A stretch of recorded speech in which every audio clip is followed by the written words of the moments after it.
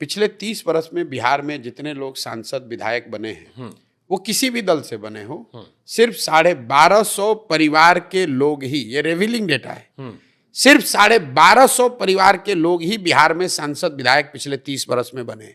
दल कोई भी रहा हो। आपको एक उदाहरण देता हूं।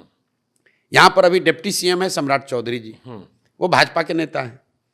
सम्राट चौधरी जी कौन है? इनके पिताजी हैं शकुनी चौधरी। शकुनी चौधरी जी जब कांग्रेस का राज था तो उसमें विधायक और मंत्री थे। जब लालू जी का राज आया तो शकुनी चौधरी जी उसमें भी विधायक मंत्री बने।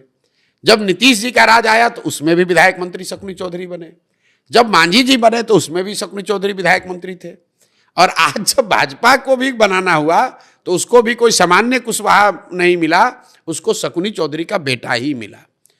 तो चंद परिवारों का राजनीति पर ऐसा कब्जा है कि उससे बाहर राजनीति जाती ही नहीं है। आपको लगता है कि हम कांग्रेस को हटाकर लालू को लाए, लालू को हटाकर नीतीश को लाए, लेकिन उनके मंत्रिमंडल में, उनके सरकार में, उनके विधायक दल में वही लोग हैं जो पिछले थे या उनके चट्टे बट्टे ही हैं, उनके परिवार वाले हैं। तो जनसुराज ने यह कहा कि नहीं, कम से कम 2/3 लोग ऐसे लोग चुनाव लड़ेंगे। 243 में 2/3 लोग ऐसे चुनाव लड़ेंगे जो जीवन में पहले कभी चुनाव नहीं लड़े हों, जो ज्यादातर लोग राजनीतिक पृष्ठभूमि के भी नहीं होंगे। अब आप ये कहेंगे 100% क्यों नहीं?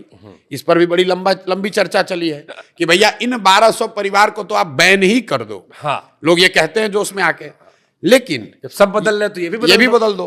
लेकिन बहुत चर्चा के बाद लोगों ने कहा कि नहीं, इसको अगर संविधान में हम लोग लिख देंगे तो उन 1250 परिवारों के साथ ये गलती हो जाएगी, नाइंसाफी हो जाएगी। उसमें संभव है कि बहुत कुछ अच्छे लोग भी हों, ठीक बात। तो लेकिन 2/3 सीट अब निश्चित तौर पर उन लोगों को मिलेगा जो राजनीतिक तौर पर पहले चुनाव नहीं लड़ते रहे, नए चेहरे आपको देखने को मिलेंगे।